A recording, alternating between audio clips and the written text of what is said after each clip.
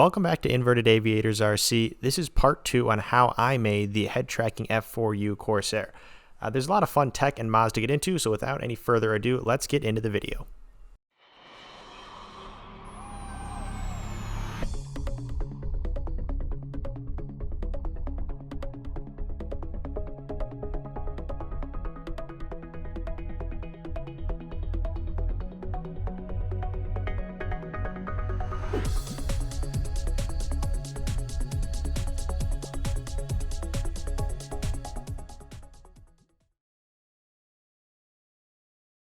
We're going to start this process out with a Wolf Whoop WT03 camera, the same camera that we love and have used in all of our planes so far, because not only does it have a really nice picture for how small it is, it's a relatively good price point, but it also has a really low profile camera and VTX system that are combined. Now, if we look closely at it, we'll see that there's 2 pins going from the VTX to the camera, and these 2 pins go through this bridge right here. Let's see a little bit better. But this bridge contains 2 pins, and on the opposite side, there are 3 pins that connect the VTX to the camera. Now, the way this works is that the power from this wire goes through and it goes to the camera. The camera then turns and sends power, ground, and signal to the VTX. VTX sends out signal. Now, you can cut these 2 pins and these 3 pins and solder your own wires on, and instead of having this camera VTX right together, you can stretch them apart and have the camera somewhere and the VTX somewhere. Now, why would you want to do that? Well, in the case of the Corsair that I'm working on, it's hard to fit this camera in this canopy somewhere near the top where the pilot's head is, because this VTX is so tall. As you can see, they kind of stick out. But if you take the camera off, stick that in there, and then have the VTX somewhere on the side or on the back, then you have a lot more room to work with. So the point of this is going to be to show how I've cut these and stretched apart and made it still work, because that's the big thing we're trying to do, still get this camera to work. Now, the first step is what I did off camera, because this takes a little while to cure, is I took some of this conformal coating, and this is 422C, I'll link it in the description obviously, and I used a Q-tip and I painted it on the entire outsides, the insides, because what this will do is this will do 2 things. It will waterproof all of the electronics on the camera, so in case for whatever reason we crash and there's little water droplets on the grass, the camera will be protected. Now, the other thing it does is it acts as a secondary barrier to protect all of these micro little electronics going on here, because as we're cutting and soldering on this board, too much heat or not enough delicacy when cutting can lead to little pieces that popped off. And if you want to know how I know that, it's because I have a few of these cameras that I've tried to do this to that I have popped off little pieces of. So this is the I didn't do this conformal coating on the ones I broke. This is my attempt at actually getting it to work. Now, once you painted it, you can confirm that you've got everywhere by taking this black light. If you shine it on the camera, you can see that it glows really, really well. So as you can see, all of these different areas, you can see it have this nice glow. Even the inside, if you just dab on it, it might be easier to see on the back here, really lights up, which just means this coating has not only gone on, but it is also hardened and cured, and it'll be good to go. So that's just another indicator in telling if you did a good job conformal coating. As you can see, there's no conformal coating on the lens. That's because if you did that, it'd be really, really hard to see. So the next step will be taking a little wire cutters and cutting away at these 2 pins. Now, you don't want to get anything other than these 2 pins cut, because if you are just haphazardly chopping away, you might cut at these little pieces on the side, you might cut something else. But you just want to be very careful and just snip these 2 wires.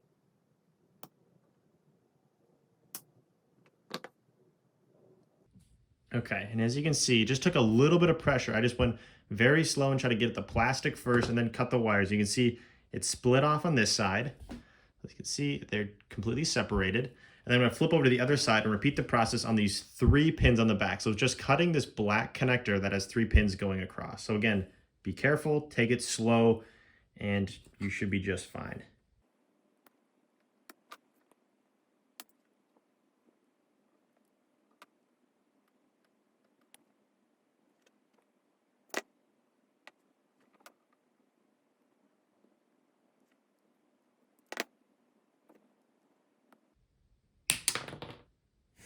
And there we go. We popped off these 3 pins. Now, it will be a little more difficult because there are 3, but that should be just fine.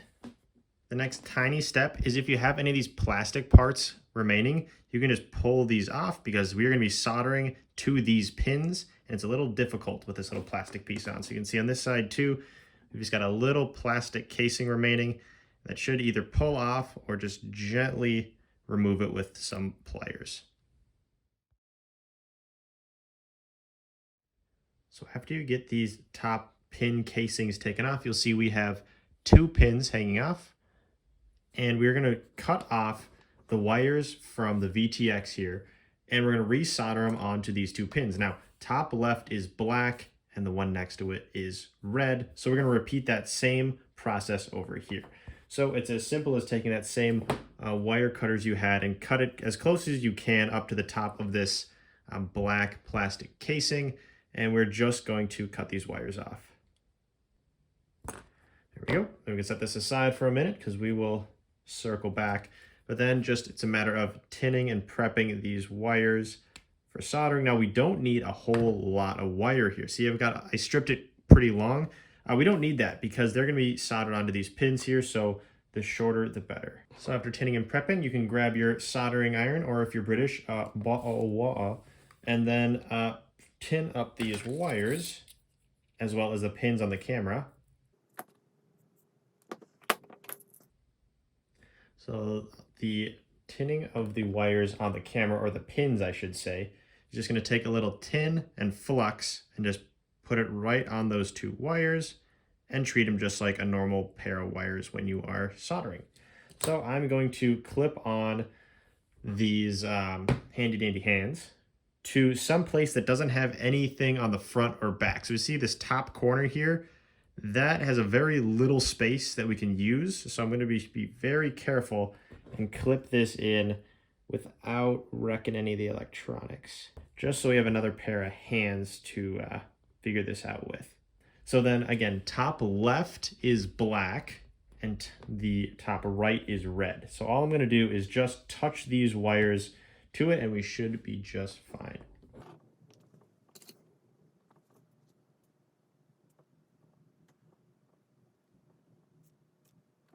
And just like that, we have the power wire on the camera all figured out. Now that's the easy part, only because we're going to have to be soldering 3 wires here to the other 3 wires, which is a little more annoying, but it still should be relatively simple. And before we get into it, just make sure that you have no extra debris or anything in these pins, just because that'll get in the way and it'll smoke and smell bad. So just make sure these pins are clear, and those look just fine.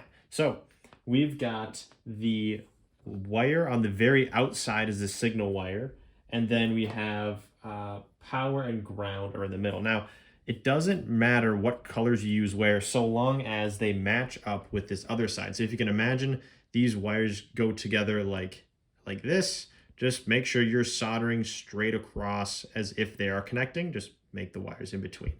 So I'm going to tin and prep and do that. And again, it should be really easy. Also, another pro tip, all of these Wolf cameras come with a little lens cap. Put that on while you're soldering, just because you won't get any other grime from your table or anything on this lens. Keeps it nice and protected. Just something to think about.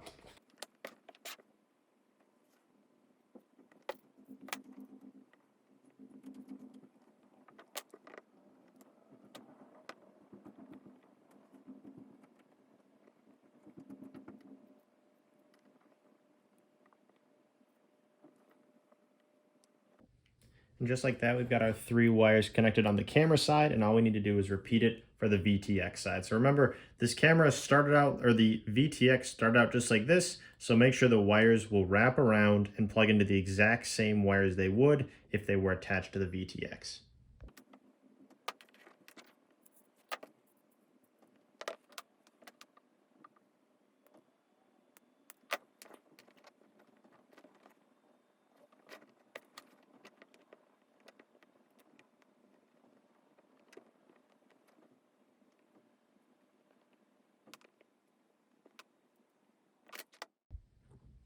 And just like that, we've got a fully connected system. And again, you can double check to make sure your wires are lined up connectedly, because on the outside we've got yellow and the outside we got yellow, because if this was sitting on top, the yellow pin would go straight through. So just make sure to double check that all your connections are good.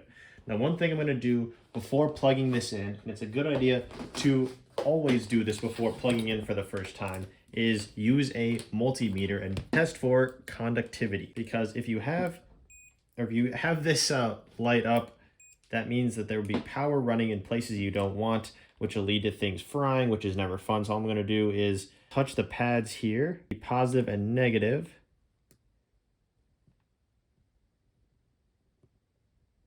And I've got nothing. And if I touch things that, let's see, I'll keep touching positive and negative. Shouldn't get anything. And it looks like we should be good to go. All right, and I'll plug this in on camera because if it goes wrong, it's good for the fail compilation, or at least showing that things don't always go right. So I'm going to turn the VTX so these numbers are up and so we can see them. And I'm also just going to make sure all this stuff is clipped in nicely. And so I've got this adapter that I've made before. It's just a servo adapter to the camera adapter. Makes it really easy to power things with this little servo battery. But if I plug in this adapter and then I'll go plug in the battery on this side, I'm going to plug that into the servo tester, and then I'm going to plug in these batteries, and hopefully we don't get any of that fun smoke and we just get a nice VTX output here. And as you can see, we have, looks like A8 over there. So I'm going to connect my goggles to A8 on this side, and I'll show the recording. Hello. It's working very well. And the cool part is that this is no longer tethered to this really high VTX on this side. We can now manipulate this and put this camera wherever we want. So that's a really, really easy way to turn your a little bit bulky but really small VTX camera combo into a really maneuverable and really small separated camera in VTX. Now that we've got our camera and VTX system separated, we've got to cook up the same head tracking system that we used in the IA Evo, and that involves two of these really, really micro, they're either 1 or 2 gram micro servos. Either way, I'll link them in the description. A 3D piece that we designed and printed that'll hold on our servo vertically, which will allow us to put the camera on, and we'll have an even smaller head tracking system. But as you can see here, there's a little bit of servo hitting here. So we are going to take a little wire cutter and trim off all of these fins on both of the servos. Now these are going to launch everywhere, so make sure that if you have someone standing around you that you aim at them, because that's kind of funny. But just trim it off. You can use a wire cutter and then go back with an X-Acto knife and just make sure everything is nice and smooth so you don't accidentally cut anything. And just like that, we've got some nice servos that are all trimmed up and there's no more interference between the 3D printed part and the servos and everything. So the next thing we got to worry about are these ends here. And now these aren't the normal standard servo ends, so all we're going to do is cut them and apply our own servo leads. And something we have to consider here is where this is actually going to be sitting within this canopy here. So I want it to sit right up in the highest part of this bubble so that we can get the best views out, which means we're going to be sitting somewhere around here. So we want these wires and the servo leads to run through the bottom here all the way through to this hatch on this side so we can plug it into our servos. And so we really want them to be, you know, this long. And so in order to not have a whole ton of connection points, I'm going to try to cut these servo wires to be that exact length. So I've done exactly that. I've got this servo here taped down right at the back end of this little lip that gives us the most amount of view in my opinion. And I also cut out a little notch right here. I don't know if you can see it, but there's a little hole that goes all the way through to the bottom here. And then I've just routed these servo wires. I cut a little channel and taped it down. And now it runs all the way up through to our receiver here. So there wasn't really any magic to it except using a little X-Acto knife to cut a channel, tape it down, and then fish all the wires out. And I also have one more wire going through to power this camera and the VTX, which is currently dangling around. But that all looks really good. Now, the next step is figuring out how to attach the bubble part of this canopy to the rest of it. And I want to do that with some magnets. If I put some magnets on the inside here, and then also on the actual bubble part, I can clip it in and everything should be really nice and tight. So let's do that. I've got here some cool different little magnets. Got a magnet strip and then these really high power magnets.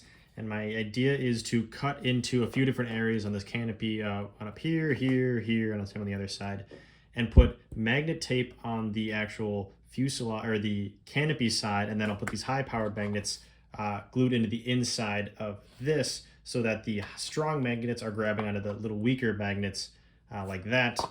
I'll update you guys as I go, but that's at least the tentative plan. So I've added almost all of the magnets, and I'll walk through this last one with everybody. First, I start off by painter's taping this whole canopy because we are working with super glue right next to this clear plastic, and I don't want to get any super glue on it by accident. So I just painter's tape the whole thing just to protect it. But the basis of it is I cut a little notch in, as you can see here, and two on the other sides, 2 notches into the canopy or into this hatch itself with this roll of magnetic tape, I guess. So it's just magnet with adhesive on one side. I cut a little notch into it, and then I cut it just deep enough that with this magnet on top of it, it sits flush. And then I'll put the canopy on and glue in that magnet right in that same spot, and then it fits really nicely. So I'll walk through the whole process right now. So we start with this magnetic tape. I'll move it around, and I'll put the magnet right on tape. And that way I can see exactly how much of this tape I need to use before I'll run out. So if I take my pencil here and mark off just past this mark, or the magnet, and then I can cut on this line, and we know that that's pretty much exactly the amount of magnet we need.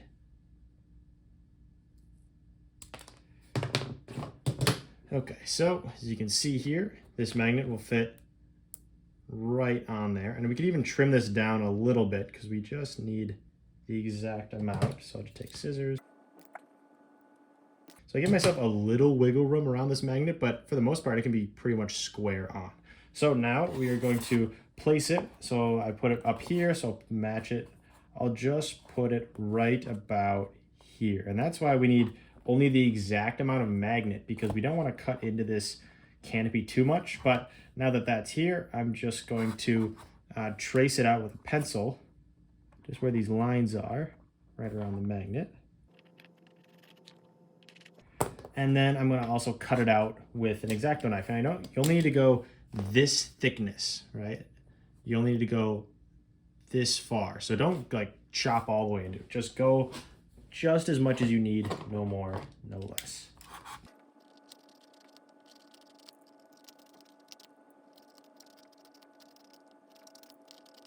All right, I'm just going to use a tweezers then to pick out all this extra foam.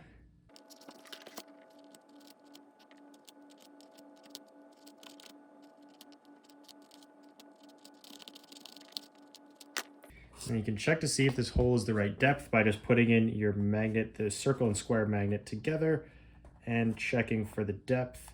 And it looks like it's pretty close. Well, it might be actually pretty good. So the goal is to have this magnet flat and flush with this, because then the canopy, you can glue it right into the canopy and have this whole thing sit really nice. So as you can see, this is sitting pretty much right on the money. So I'm going to take it out and then use some foam cure to glue in the square magnet. These magnets are also super strong, so they'll stick to just about anything. It makes it easy to keep track of. So you can see these square magnets have this little piece of adhesive on the back, and we're going to take that off and add some foam glue, and that should keep everything nice and in place. So that's that. Now we're just going to apply a little bit of foam glue. And then reapply this magnet onto the top, and then just stick it right back in there. And we can let that just sit there for a minute, cure. And now the next step will be putting the canopy all the way back on. And I already have other magnets in there, and so you'll see these will just clip into place as we just put the magnets over the holes. And if you do that correctly, well, I've got the VTX sticking out, but everything should really sit nicely. And so what I'm going to do is lightly pull up on the corner here apply some super glue onto the top of this magnet and then press it down in place so that the magnet will super glue to the canopy itself. So again, this process itself is pretty easy. I'm going to put the VTX inside this canopy because it's kind of being annoying. And then magnet all that down. All right, and now to apply just a little super glue. Don't have a whole lot because we don't want this super glue to spill on the outsides of this magnet. So I'm just going to pull up a little bit, apply some super glue directly on the magnet, and it doesn't have to be a whole ton. And then I'm just going to hold down right on the magnet and just hold it for about a minute, and then it should stick right to it. And after not too long, we can pull away and see that this magnet has super glued itself to the underside of the canopy. And now just to make sure it's in place, you can just press down on it a little bit more, and then I'll apply a little bit more hot or super glue to the outside of this magnet. I really quick want to go through the final cockpit configuration. Starting from the bottom up, we've got a custom 3D printed cockpit flooring, which is just a tapered on the bottom side and flat on the top, so it just covers up all of the paint chipping, like all of this on the side. It looked just like that underneath the pilot, so I wanted to have it all covered up and nice. There's also this little channel cut out of the side in order to route all the wires up and through in a really clean manner. Now this bottom servo is held in place by some double-sided tape on the ground as well as double-sided tape on this back side. You might be thinking that double-sided tape, that cause little oscillations when you're flying, and I have not experienced any shakiness, any vibrations coming from the double-sided tape, so I think right now it works really, really well. And in a V2 of this, I might reprint this floor with a little casing where this servo can slide into, but as of right now, I think it works really well. Moving up, we have this 3D printed arm, which connects the bottom servo to the top servo. This is just like the IA Evo, as well as any other 3D printed head tracking projects I've worked on, but it's just a nice arm that screws directly into the top servo. Now, remember how we cut the camera in half? The top half of the camera is stuck on here with, again, a custom 3D printed servo to camera holder or a clamp that just keeps it in place. So you can see not only does this 3D printed part go up around and the front of the servo, there's also little latches that go on the top and bottom of this camera holding it in place. There's also a piece of double-sided tape behind it just to make sure it stays stuck. And then I also wrapped a really small rubber band around the top and around the back. That's more of redundancy to keep it in place, and I think it would be just fine with tape and these clamps, but it never hurts to be a little more safe. And lastly, we have, again, this custom 3D printed dashboard with the voltage reader as well as the lights up in front. And if you're wondering where to get all these 3D printed parts, if you don't have a 3D printer, you can check out our shop where there will be a kit that has all of these different parts, the floor, the arm, the camera case, and the dashboard all together or separate if you want. But if you want to do this yourself and you don't have a 3D printer, our shop is the way to go. We will print them out, ship them out, and it'll be all as smooth as we can make it. Instead of attaching the VTX directly to the camera, I instead poked a hole all the way through this part of the plane with a long bamboo skewer and attach it to this servo lead so that I can attach and reattach and take off this entire battery hatch.